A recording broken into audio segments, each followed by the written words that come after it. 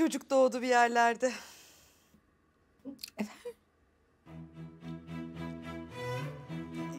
Böyle hani sessizlik olunca derler ya, erkek doğacağına kız doğar.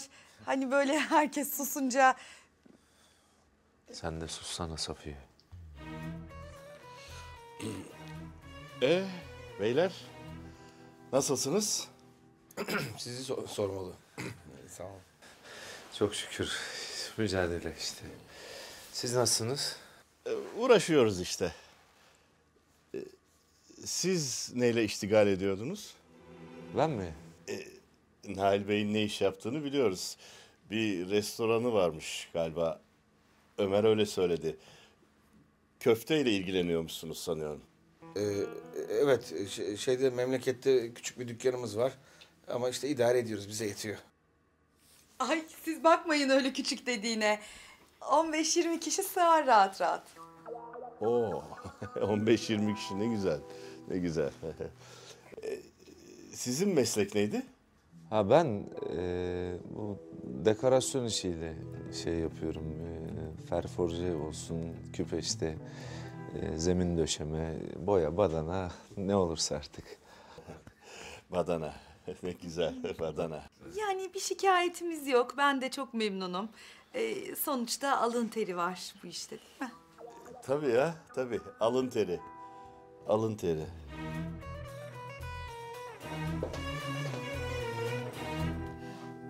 Ayşem tuz koydun mu? Tuz mu? Adettendir ya kızım. Hani tuz konur damadın kahvesine. Ah be yenge. Beni yerin dibine çekiçle çakaydın daha iyiydi. Utandı. Geç ayıp bir şey mi söyledim canım?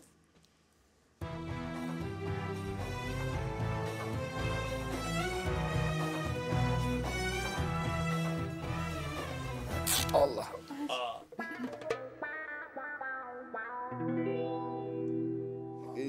Dikiş attı galiba. Hay Allah.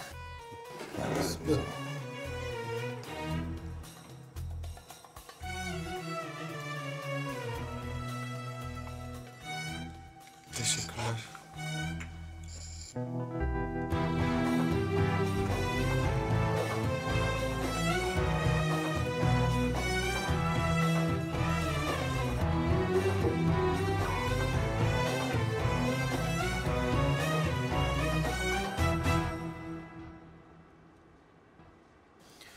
Ay otur sıkıldım valla.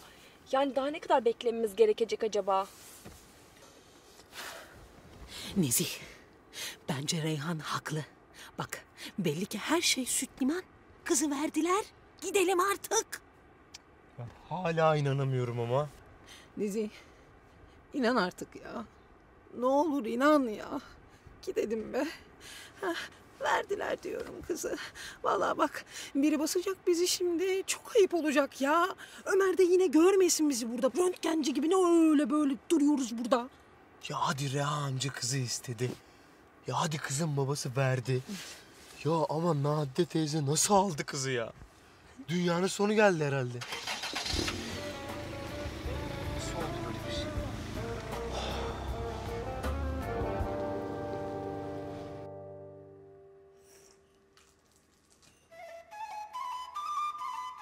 Ne oldu? Leke mi kalmış? Ay yok mühim bir şey değil. Ay yok ben ona bir bakayım. Hii, vallahi kalmış. Ay ne olur kusura bakmayın. Ben bunu dolaptan indirdim çeyizimden. Bir de sudan geçirdim ama kalmış demek ki. Her zaman sizin gibi değerli misafirlerimiz gelmiyor ki bizim. Ben onu değiştiririm. Ay yok hiç gerek yok. Zaten hamur işi dokunuyor mideme. Nail abi. Reşit'i de unuttun galiba. Ne zaman gideceğiz artık bayılacağım. Nadide bekle biraz ya, bekle.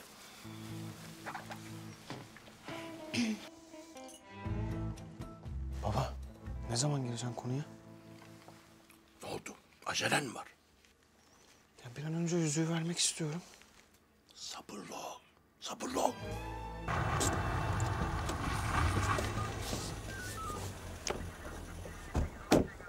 Gelin. Gel.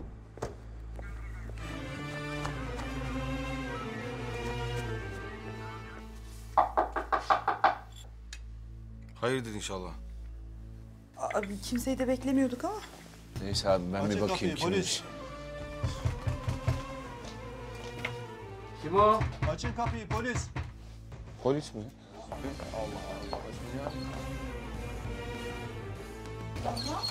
Hayırdır? İlyas Keskin mi? Buyurun benim. Buyurun, ben de abisiyim Nail Keskin. Bir sorun mu vardı memur bey? Hakkınızda şikayet var. Ev ve depoyu arayacağız. Kaçakçılık yaptığınız tespit edildi. Kaçakçılık mı?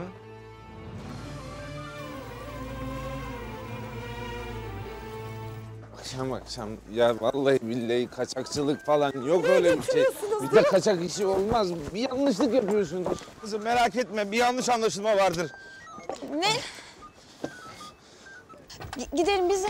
Tamam gideceğiz. Gidelim. Sakin, Yenge, sakin. arabaya bindik. İlyas. Dur bir saniye.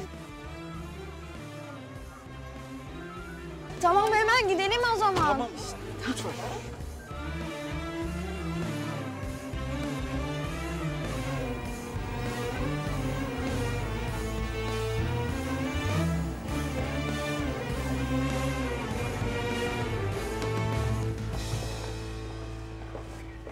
Kusura bakmayın beyefendi. Arkadaşlar da durumunuzu bilmedikleri için sizi de mağdur ettik bu saatte. Rica ederim. Herkes görevini yapıyor bir yerde. Anlayışınız için teşekkürler. Bir saniye. Onların durumu ne olacak? Onlar için de bir yanlış anlaşılma söz konusu değil mi? İlyas Keskin geceyi burada geçirecek. Onun dışında başka bir şey söylemem mümkün değil. Hadi oğlum hadi yürü. Bir saniye. Ayşe. Ne oldu? Komiser ne dedi? Yanlışlık olmuş değil mi? Evet, bir yanlış anlaşılma var. Ama amcanı hemen bırakmıyorlar. Neden? Bilmiyorum, bir şey söylemedi.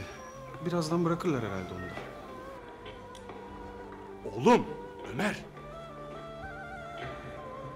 Hadi seni öldürecek misin anneni? Ömer yeter artık hadi. Ben gitmek zorundayım. Kusura bakmayın. Tamam çocuğum, sağ ol. Sen aileni bekletme. Ben seni arayacağım. Her şey düzelecek, tamam mı? Tamam. Çimengöz ne yapacağız biz şimdi? Hoşça kalın.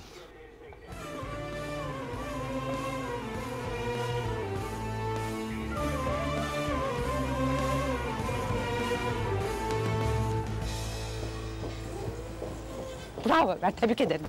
Ta evlerine kadar götürdüğün yetmiyormuş gibi bir de hala konuşuyor dolandırıcının kızıyla. Ayşem'in suçu ne? O da üzüldü. Bak hala koruyor, görüyor musun? Vallahi kötü oluyorum Reha. Yani hırsızın dolandırıcının yuvasına düşmüşüz. Allah bizi kurtardı. Bir de emekten söz ediyor herif. Apaçık sahtecilik yapıyor, bir de konuşuyor. Ya çantaların sahte olduğundan onların da haberi yokmuş. Depo onların sadece. Konuşma. Sus artık, konuşma. Seni dinledik, soluğu karakolda aldık. Suç ortağı diye zabıt tutulmadığına dua etmemiz lazım. Evet yürü hadi yürü. Bir daha da o kızla görüşmeni asla istemiyorum. Sağ ol Yavuz. Akşam akşam yorduk seni. Rica ederim efendim, görevimiz. Duydun mu? Aklında mı son söyledi? Anne, bir lütfen, daha anne. görüşmeni istemiyorum. Bitti. Bitti.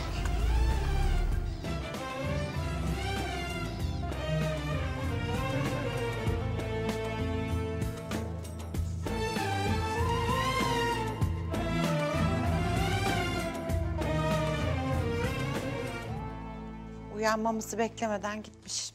Okula gitmiştir Nadide. Nereye gidecek ki? Ya vazgeçmezse şu kızdan?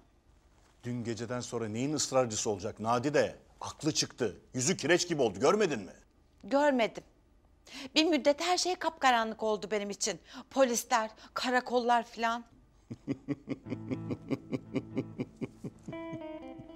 Yoksa senin bu işte bir parmağın mı var? Bütün o karakolluk olmalar filan hepsi planın bir parçası mıydı? Yeni mi anlıyorsun Nadide? Ben bu oğlana tiyatronun alasını göstereceğim demedim mi sana? Ay vallahi senden korkulur Reha. Korksun Ömer Efendi. Bundan sonra okulun salonunda 100 kişinin önünde bir kıza evlenme teklif ederken en az 10 kere düşünür artık. Ben tam olarak anlayamadım. Bak şuna bak. Evin deposundaki o çantalar gerçekten sahte. Ben sadece küçük bir araştırma yapıp zamanlamayı ayarladım. Hepsi o kadar. Ay vallahi sen şeytana pabucunu ters giydirirsin Reha. Sana söyledim. Biraz sabırlı ol dedim. Güven şu kocana. Öyle bir gelin adayı bu eve bacadan bile giremez. Hoşça kal güzel karıcığım.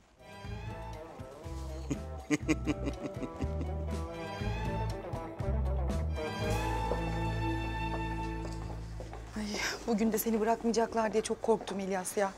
Aman aman tutsalardı. Müstahak buna. Abi oluyor mu şimdi ya? Ya gözünü seveyim öyle deme abi. Abi bak benim o çantaların sahte olduğundan haberim yoktu ki. Kur'an çarpsın diyorum bak. Ben ne anlarım abi orijinalinden çakmasından. Dikkat edeceksin. Kimlerle çalıştığına bakacaksın. Tamam da abi herifler depoyu kiralayabilir miyiz dedi. Ben de ne yapayım tamam dedim. Bak hala uzatıyor ya. Abi bak benim bir kabahatim olsaydı salarlar mıydı beni? Yok bilmiyormuş da bilmem neymiş de kardeşim. Burası İstanbul. Dikkatli olacaksın.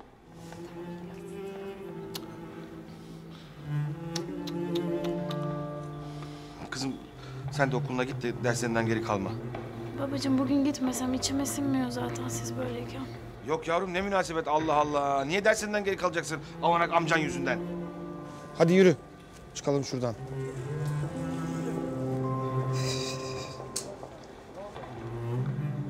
Aa, ay ne diyorsun Nadide abla? Abla.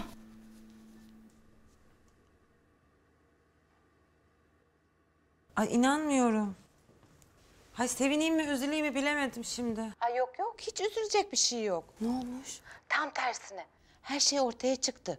Ay Ömer de anladı nasıl bir aile olduğunu. Hani derler ya her şerde bir hayır vardır diye. Doğru vallahi sen de haklısın. Siz de bu vesileyle kurtulmuş oldunuz yani. Anlatsana. Gözünüz aydın. Tamam ben bugün bir ara uğrarım zaten. Hadi öpüyorum.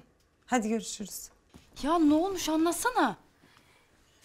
Buraya kadarmış. Bu iş burada bitti. Ne bitti anlamadım. Vallahi Sedacığım bunu duymak seni rahatlatacak mı bilmiyorum ama... ...dün akşamki bu Ömer'in kız isteme merasimi var ya... ...fiyaskoyla sonuçlanmış. Abla emin misin? Adım gibi. Sen daha ablana güvenme. Bak dediklerin bir bir çıkıyor işte. Gözün aydın Sedacığım.